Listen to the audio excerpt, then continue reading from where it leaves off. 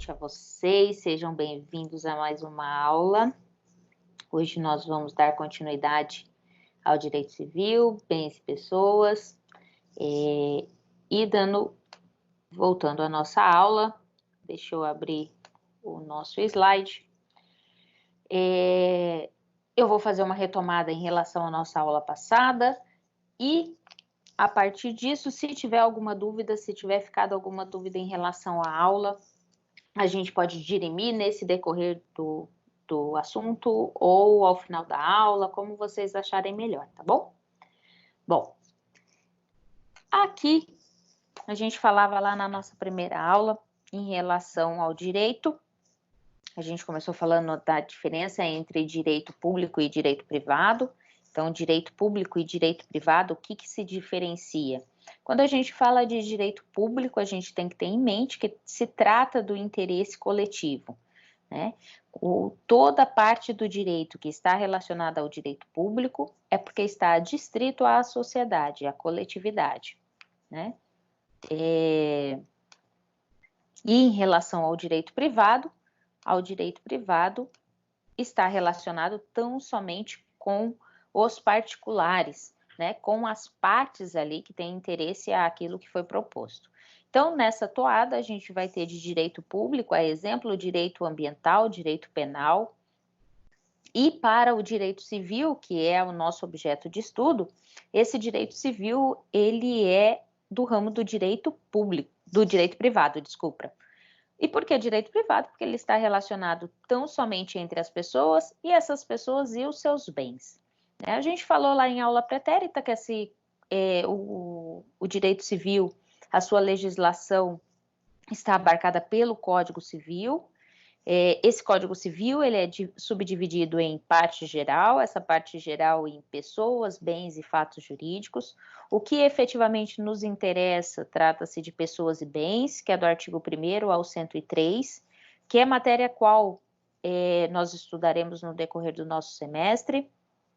Fatos jurídicos, parte especial, com a divisão de obrigações, empresa, coisas, família, sucessões, o livro complementar, que são as disposições finais e transitórias, né? Que é só para finalizar o Código Civil. O que há de importante antes de a gente falar do Código Civil propriamente dito, que nós falaremos na nossa próxima aula e que não será na sexta-feira que vem, né? Já vou avisar aqui, aproveitar a oportunidade que eu falei da próxima aula. Sexta-feira que vem é sexta-feira de Páscoa, feriado de Páscoa, então nós não teremos aula. Assim como os senhores também não terão aula na quarta-feira, porque é aniversário de Cuiabá, dia 8 de abril, não tem aula, tá? Então, os senhores só terão aula, no caso de vocês, aula mesmo, só terça-feira, né? Porque na segunda-feira a atividade de vocês é online, certo? Bom, mas antes de falar do Código Civil, tem-se a Lei de Introdução às Normas do Direito Brasileiro, que a norma é o que a gente chama de leis das leis, e ela que vai trazer algumas regras relacionadas à elaboração e aplicação dessas leis. É através da Lei de Introdução das Normas do Direito Brasileiro que a gente vai identificar se essa norma está vigente, válida, se ela é eficaz, né? Ela é subdividida em algumas partes, noções gerais, validade, vigência, eficácia, obrigatoriedade, revogação, antinomia e repristinação, e o conflito das leis no espaço e no tempo, que é aqui onde nós paramos na nossa última aula. E hoje ainda vamos falar de aplicação e interpretação dessas normas e da própria integração. Isso a gente já falou, né? Só para relembrar.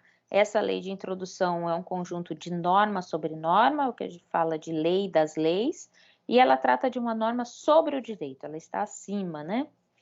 Ela é aplicável não só ao direito civil, mas a todos os ramos do direito, em que pese ela esteja no Código Civil, mas ela se estende a todo e qualquer ramo, né? O conteúdo, só para a gente já entrar, em termos de validade, vigência e eficácia, o que vocês não podem se esquecer, que em termos de validade, é como ela está sendo produzida e por quem ela está sendo produzida. Então, em termos de validade, que vocês têm que ter em mente, a pessoa qual, né, tem que ser legítimo, tem que ser competente, deve estar dentro das funções, a elaboração das leis e respeitar os trâmites legais pré-estabelecidos. Lá em Constitucional, os senhores vão estudar processo legislativo e é o processo qual tem que se respeitar para a criação de qualquer uma das normas, seja ela uma lei complementar, seja uma lei ordinária, uma emenda constitucional. A Constituição, ela traz o passo a passo para a elaboração de qualquer uma dessas normas. Ela coloca quais são os requisitos necessários para a elaboração de cada uma dessas normas. Então, na validade material se trata do conteúdo, esse conteúdo deve ser válido, ele não pode ser defeso em lei, ou seja, não pode ser proibido por outra legislação e principalmente não pode ser proibido pela Constituição Federal. Em relação da validade formal, trata-se daquele que elaborou, se ele tem efetivamente competência e se seguiu os trâmites legais necessários, né? No direito constitucional, quem tem a legitimidade, quem é legítimo e competente para a elaboração das leis, trata-se como função típica do poder legislativo, seja ele nível da União, dos estados ou dos municípios. Em relação à vigência, a vigência é o período qual a gente toma conhecimento dessa legislação e, em que pese ela já tenha existência, ela já existe, mas ela trata-se de ser eficaz tão somente a partir do momento que ela passa por essa vigência. E o que é essa vigência? Né? É o lapso temporal entre a publicação dessa nova legislação e a entrada em vigência dessa norma. Esse período da publicação até que ela entre em vigor, a gente chama de vacatio legis, né? Tempo de vacância. Alguém chama? 45 dias, né, professora? Isso. 45 dias, em regra, para as leis.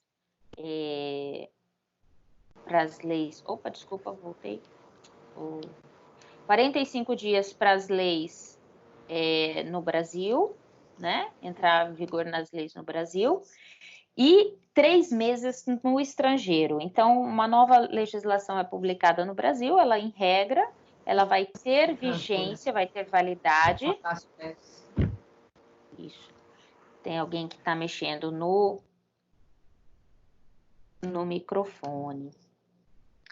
Vou deixar todo mundo mudo de novo, tá? E aí, o que acontece? Esses 40 dias são para as leis que estão vigentes, para vigência no Brasil, e 3 meses para ela ter vigência no estrangeiro. Mas não se esqueçam que isso é a regra, tá? Isso o legislador ele pode alterar de acordo com a legislação que ele estiver dando entrada em vigor, né? No caso do Código Civil, demorou-se 1 ano essa vacatio legis, esse lapso de vacância, ele demorou 1 ano, entre a publicação e até que entrasse em vigor, demorou 1 ano. No caso da reforma trabalhista, que foi bastante falada e tudo, demorou-se 4 meses entre a publicação e a entrada em vigor, tá? E a eficácia? Bom, basta que eu tenha validade, que eu tenha vigência dessa norma? Não. Eu preciso que ela produza os efeitos. Então, a partir do momento que ela entre em vigor, se aquela normativa estiver realmente produzindo seus efeitos, os efeitos queridos pelo legislador, eu posso dizer que ela tem eficácia, que ela tem efetividade, né? Eu me recordo que na aula a gente usou de exemplo o uso do cinto de segurança ou mesmo a lei seca, que é o fato de não dirigir a partir do momento que você fez uso de bebida alcoólica, né? Que logo de início não se fez cumprir, mas a partir do momento que essa lei incluiu uma multa bastante valorosa, né? Muitas pessoas pensam 2 vezes pelo menos, né, a boa parte pensa um pouquinho mais de pegar o carro e o medo de cair numa blitz e pagar o valor que é a multa. Bom, uma vez que essa lei esteja válida, vigente e eficaz, trata-se da sua obrigatoriedade. É o princípio da inexcusabilidade, da ignorância da lei. O que é esse princípio de nome feio? Quer dizer, é que você não pode alegar que você tenha desconhecimento dessa lei, né? Essa não é uma justificativa para dizer, eu cometi tal crime ou eu cometi tal ato porque eu não conhecia da lei. Não. O artigo 3º da Lei de Introdução ao Direito Brasileiro vai dizer que essa não é uma alegação, né? Você não pode se excusar de deixar de cumprir algo por desconhecimento dessa legislação. Então, se a gente voltar lá para o nosso livro, que está disponível lá no AVA, a família do Jonas, que cometeu todos aqueles atos que estava relacionado ao seu nome, na presunção de que ele não estivesse mais em vida, e aí tentou-se utilizar dessa alegação de que não conhecia a legislação e por isso cometeu aqueles atos, essa não é uma justificativa plausível, tá? E aí a gente vai ter a questão da revogação, da antinomia e repristinação. Quando a gente fala em revogação, nada mais é do que a alteração de uma norma, tornar aquela norma sem efeito, né? Ela deixa de ser obrigatória. Ela continua existindo? Continua, mas ela não tem mais obrigatoriedade, ela não tem mais eficácia, né? Então, e quando que acontece a revogação? A revogação obrigatoriamente de uma lei precisa ser por outra.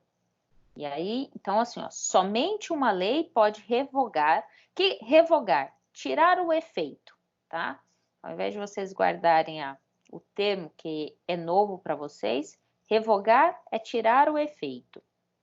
Então, somente uma lei pode revogar outra, né? Para que ocorra essa lei nova, ela tem que estar na mesma hierarquia ou numa hierarquia superior àquela lei que está sendo revogada, né?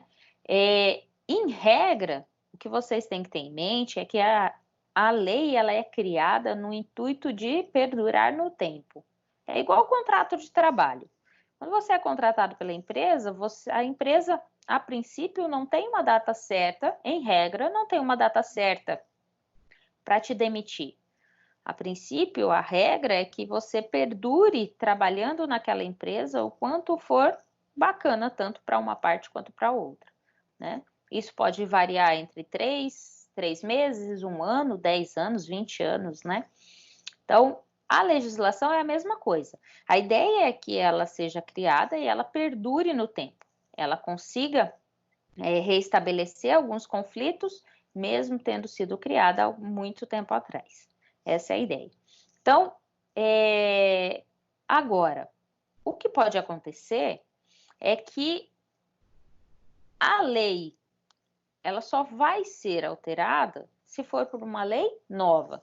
Agora, pode acontecer em relação às leis excepcionais e temporais, que elas vão ter vigor, vão ser efetivas, ter eficácia em um determinado período de tempo, né? Nesse período que a gente está em calamidade pública, algumas legislações estão sendo elaboradas. Essa legislação que está sendo elaborada, ela tem validade tão somente neste período, por conta da calamidade pública. A partir do momento que a gente ultrapassar esse período de calamidade pública, essas leis elas vão ser revogadas, elas vão deixar de ter efeito. E aí aquelas leis anteriores que estavam com efeito, elas passam a vigorar novamente. É o que a gente vai chamar de repristinação lá na frente, né? Essa revogação ela pode ser expressa, na verdade ela deve ser expressa, né? Essa é a regra. Essa revogação expressa é quando o legislador ele indica em todos os seus dispositivos o que está sendo revogado.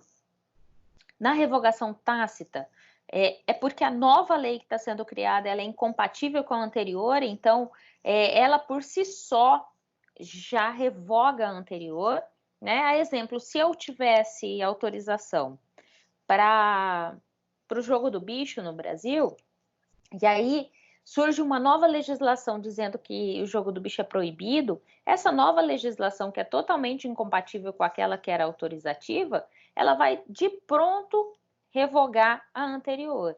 Então, aquela que está dizendo, é proibido o jogo do bicho, de efeito, ela já revoga a lei anterior que permitia, né? A revogação global, eu também comentei aula passada, trata-se nada mais do que esse próprio exemplo que eu dei, que é uma lei nova que vai disciplinar a matéria integral da lei antiga. E aí ela revoga no todo, né? A UNB vai dizer que essa revogação global nada mais é do que a revogação tácita, só que com outro nome.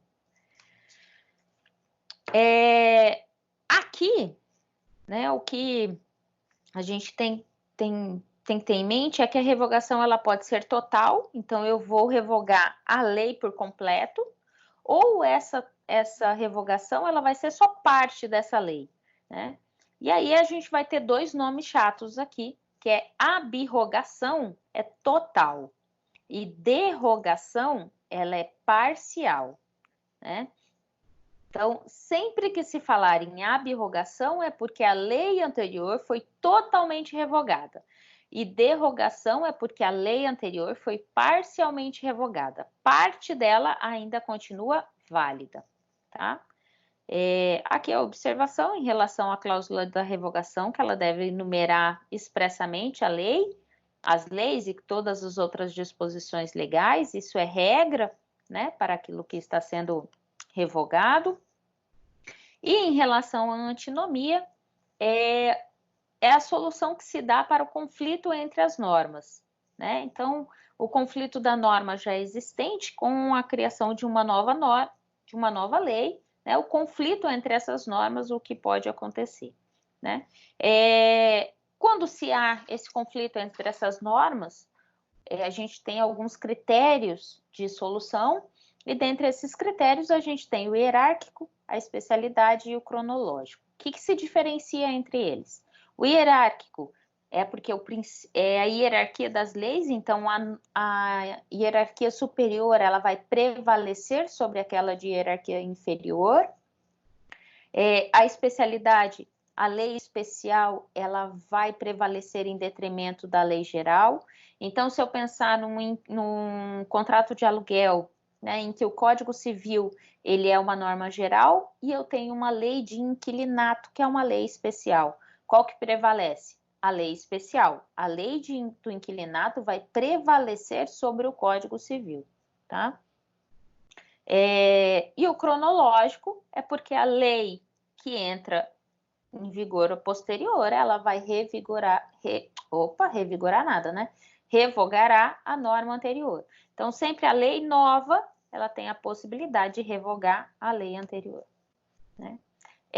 Na antinomia aparente, é quando esses conflitos das normas, eu posso solucionar tão somente com o critério de hierarquia, cronologia e especialidade.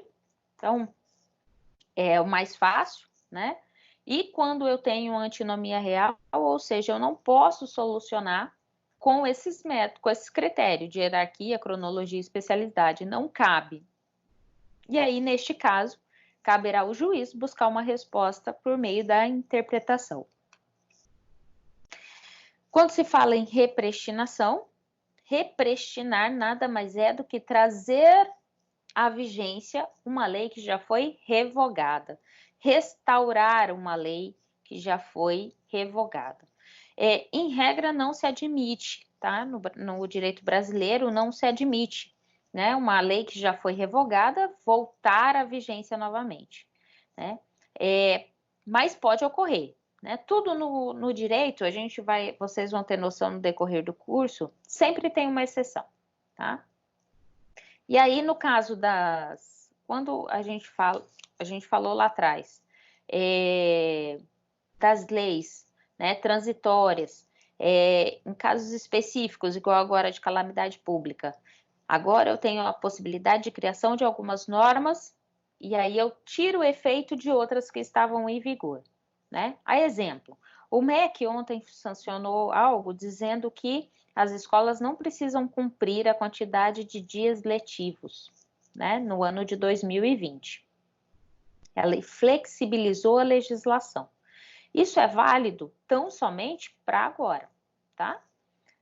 Depois que normalizar, volta-se à legislação anterior da quantidade de dias letivos, né? Outra situação de agora, os alunos de medicina que estão com 75% do curso já, né, faltando 25% aí para finalizar, eles vão receber, já vão colar grau, no intuito de ir para o mercado para auxiliar agora na pandemia.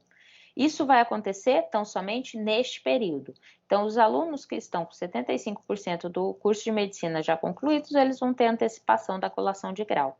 Isso vai acontecer a posteriori? Não, tá? Passada a calamidade pública, volta-se ao estado quo, e aí volta a normativa do MEC, de que tem que ter o 100% da conclusão do curso para então colar grau, ok? Professor, eu tenho uma dúvida. Diga. A escola da minha filha falou que na segunda-feira vai voltar às aulas e que vai ser obrigatória a presença dos alunos. Só que o prefeito prorrogou. O que eu posso fazer? Eu não quero que ela vá segunda-feira na aula. Pois Me então. resguarda a lei? Sim. A escola pode fazer isso? A escola não pode voltar, na verdade. Entendeu? A escola não pode voltar. Porque então eu posso mandar uma mensagem falando que o prefeito prorrogou e que eu não vou levá-la para a escola. Sim, pode. Pode. Certo. Até deve, né? Aham, com certeza. Né? Acho que enquanto não passar e... O grande lance agora da quarentena e que assim, ó, em relação às crianças não estar indo para a escola e tal, as crianças são assintomáticas, mas a probabilidade delas elas adquirirem o vírus e trazer para casa é muito grande, né? Porque elas estão mais ativas nesses sentidos.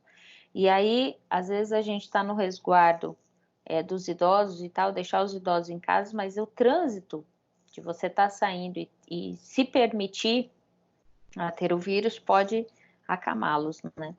Então, assim, eu vou abrir um parênteses, assim, eu acho que é um período muito difícil para todo mundo. E a gente sempre fala quando está trabalhando muito, ou quando está, queria tanto poder ficar mais em casa e tal. E aí a gente se dá conta que quando a gente tem que ficar, eu acho que o fato da gente ouvir, eu tenho que ficar em casa, né? Eu acho que psicologicamente isso faz com que a gente tenha um desgaste maior, né? Em termos de trabalho, nós professores e mesmo toda a equipe da faculdade, todo mundo percebe que a gente tem trabalhado muito mais nesse período da quarentena do que se tivesse em aula presencial com os senhores, sabe?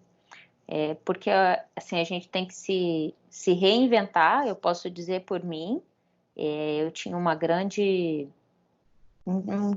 eu criava um dificultador, assim, de gravar a aula, de fazer live, essas coisas e tal.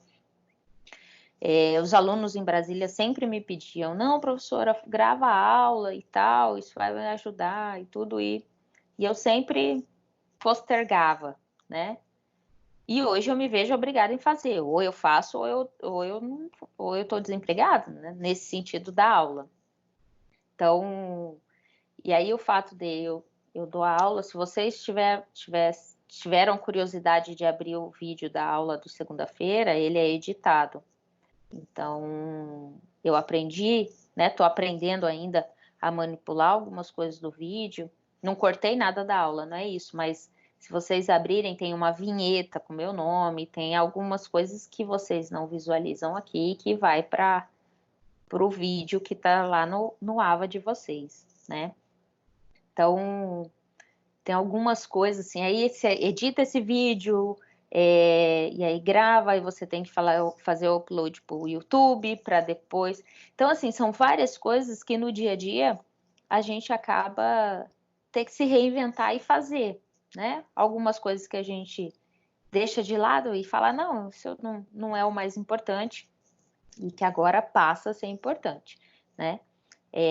Ter que ser autodidata em algumas coisas, porque eu não tenho...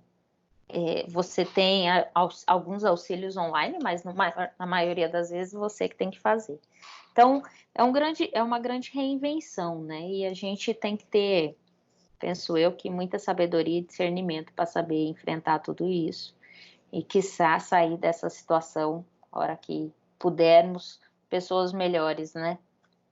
Mas acho que a tarefa ainda vai ser bastante longa e que a gente tenha paciência para enfrentar tudo isso, né? Mas vamos Isso lá, aí. né? Então, mas, viu, Marina, por conta da legislação municipal, dizendo que que o comércio, as escolas devem se manter fechadas, a escola sequer pode abrir, e muito menos exigir que a presença das crianças para tanto, tá? Na verdade, a escola está tentando fazer isso para justificar o pagamento da mensalidade. Pois é, mas eu vou manter ela em casa. A Entendeu? gente tem que ter. Acho que a palavra não tem que ser nem empatia, né? Porque não adianta eu estar em quarentena Uhum. e levar ela, que é uma porta, como você mesmo disse, ela é assintomática, e colocar as pessoas ao redor dela que estão cumprindo a quarentena em risco. Então, o que eu queria saber é se a lei me resguardava como mãe, porque, bem ou mal, a mensalidade tem que pagar, né? Tá em dia, Uhum. infelizmente. E aí, Mas vamos passar por isso, né? vamos sim. E a gente vai rir disso Amém. lá na frente. Hoje minha Amém. irmã, hoje minha irmã mandou um postzinho. Eu me divirto com os memes disso tudo, né? Porque assim, eu aprendi que na vida a gente não adianta levar na murro em ponta de faca. É melhor levar no humor tudo aquilo que acontece. Então, hoje ela me mandou um meme e eu dou muita risada com esses memes que vem. Diz que daqui uns 20 anos e tal, aparece uma senhorinha falando, né? Ah, daqui uns 20 anos eu vou estar contando para os meus netos o que aconteceu em 2020. E aí eles vão virar assim, baixinho, vão falar assim, lá vem essa véia mentirosa falando do que aconteceu, né? Tomara mesmo que a gente, ou a geração daqui 20 anos, pense que seja mentira o que a gente está vivendo, né? E que a gente volte não, né? Porque eu acho que nós não vamos voltar para o estado quo, né? O caos que estava, né? Não vai voltar, vai ser algo, eu penso que vai ser algo renovatório tanto para a Terra quanto para a própria geração humana. Que assim seja. Amém. Amém. Vamos lá, ó. Repristinação, então, é aquela lei que foi revogada, ela vai ser restaurada, né? Então, nesse período aqui, algumas leis elas estão sem efeito, e aí, a partir do momento que retoma-se volta-se da calamidade pública, essas leis elas retomam seu efeito, né? Mas elas estão assim, né, em stand-by, tão somente por causa do momento que a gente está vivendo. O que vocês têm que ter em mente é que essa repristinação, essa volta da lei que já foi revogada ativa, ela não é admitida como regra no nosso direito, tá? Bom, aqui foi o que a gente estava falando, foi o final da nossa aula, né? Que é o conflito de leis no espaço. Quando a gente fala de conflito de lei no espaço, a gente está falando de que as leis, sentenças do estrangeiro não vai se aplicar no Brasil quando esses ofenderem a nossa soberania, ofenderem a nossa ordem pública, nossos bons costumes. Então, ainda que admita-se lá fora, né, como crime determinadas coisas, e esses crimes que foram admitidos e foram sentenciados fora do Estado brasileiro, você não tem como ter a execução dessa sentença aqui, se ela for de encontro à nossa soberania, à ordem pública, aos nossos bons costumes, tá?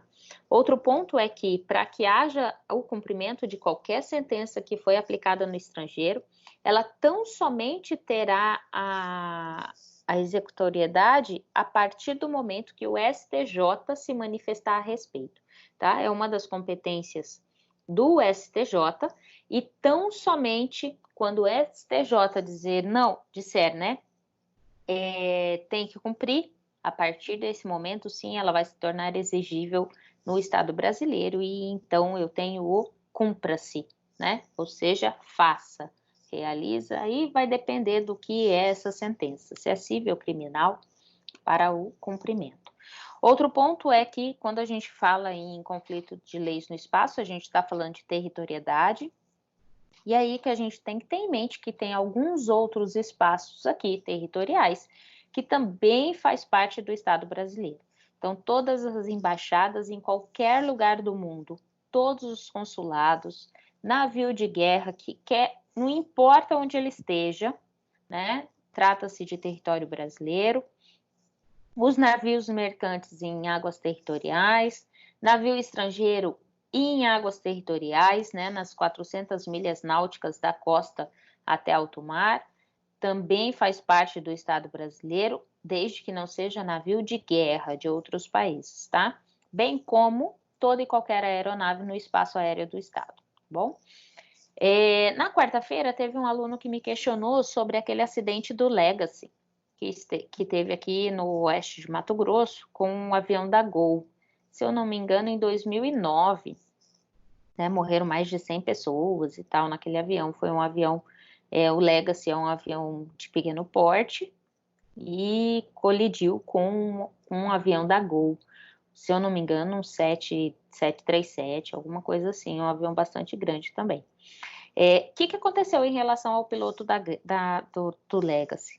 Tanto o piloto quanto o copiloto, eles foram responsabilizados, eles foram sentenciados, só que até hoje eles não cumpriram essa pena. E por que isso? Primeiro que a sentença no Brasil, ela não tem exigibilidade imediata também no Estado americano. Então, da mesma forma que a sentença proferida em um outro estado, ela tem que passar pelo cunho do STJ, no caso do americano, também a sentença daqui tem que se passar lá pelos seus órgãos, pela Suprema Corte. Então, né, tem todo um procedimento interno lá, para então fazer valer a sentença que foi proferida aqui no Brasil, tá? Tratando-se de aplicação em todo o território do Estado, e excepcionalmente a gente vai ter a aplicação de uma lei estrangeira aqui no território nacional, tá bom? Desde que seja admitida, resguardo a admissão, inclusive pelo STF. Bom, até aqui, deixa eu ver aqui,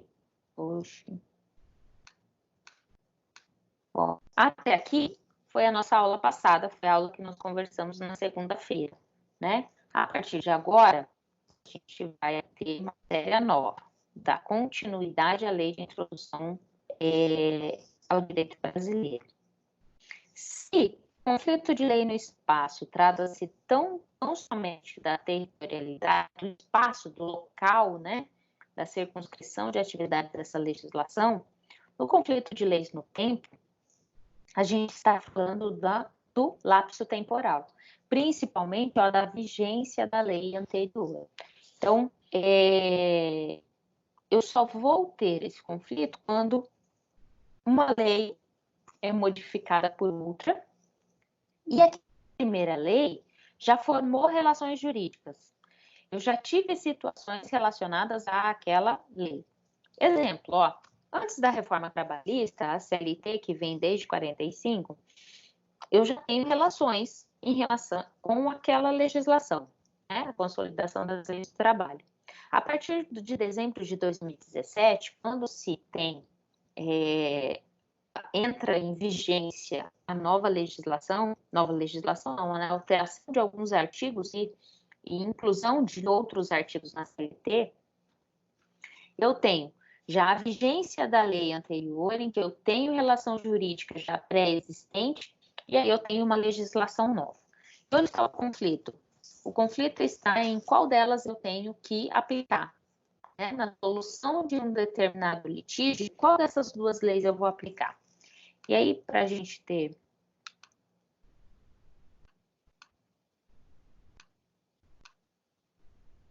Deixa eu ver se não passou. Tá travando, o slide está travando para vocês também?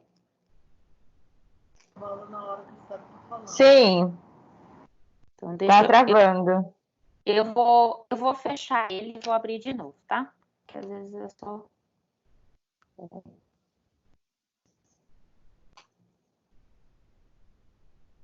Não quer nem fechar, gente. Eu vou sair da aula e entrar de novo porque o meu travou. O meu... Deixa eu ver aqui. Vamos ver se ele vai abrir de novo.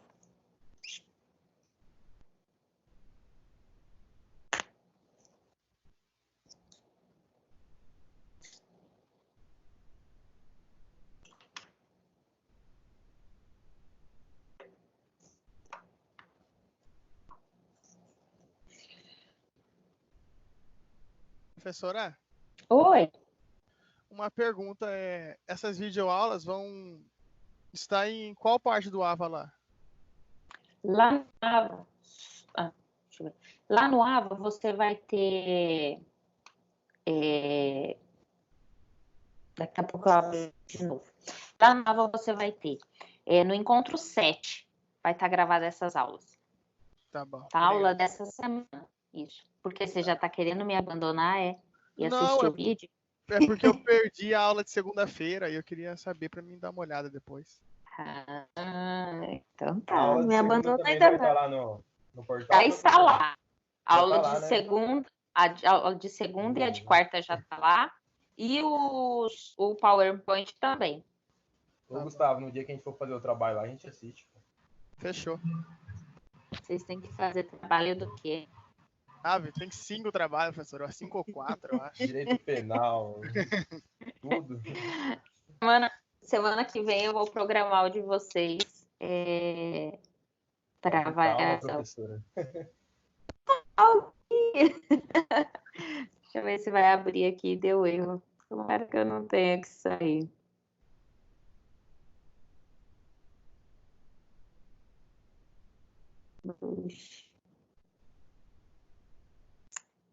Só o que faltava. Deixa eu ver se eu consigo abrir na outra tela.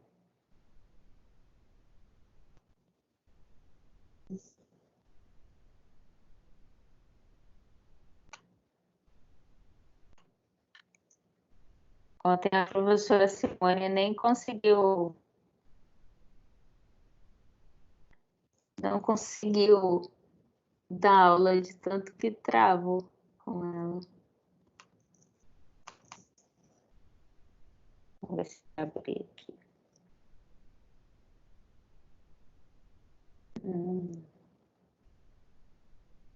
Vocês estão vendo a tela ou não?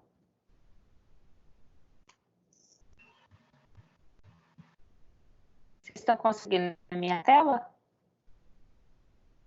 Eu tô conseguindo, só que eu não consigo nem ativar o microfone direito, porque demora para aparecer a opção. Eu acho que tá... Tá em conflito de lei, professor, ainda? Eu tô...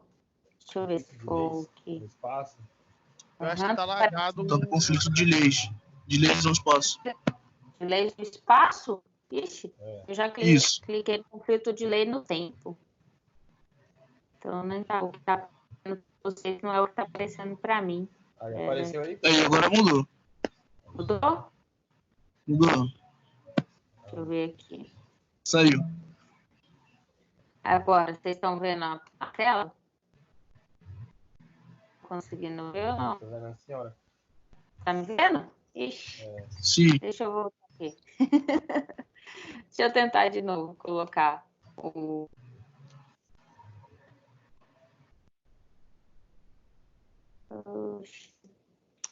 Tava indo tudo tão bem. Não vou fazer... Quando é assim, minha mãe tá lá na sala assistindo alguma coisa.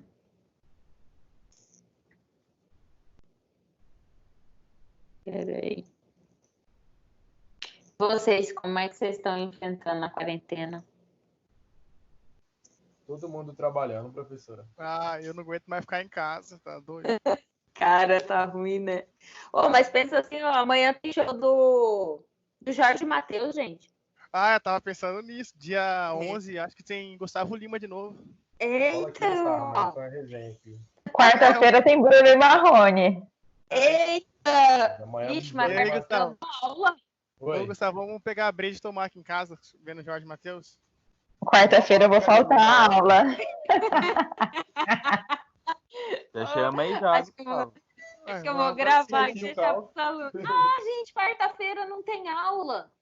Quarta-feira. Quarta-feira é feriado Vou assistir show. de Bruno e Marrone. Poxa vida, não quer entrar o slide, não. Embaixador. Oxi. Gente, vou fazer o seguinte: eu vou sair da aula e vou entrar de novo para ver se a gente abre, se eu abro o slide, tá? Beleza. Segura aí. Ok.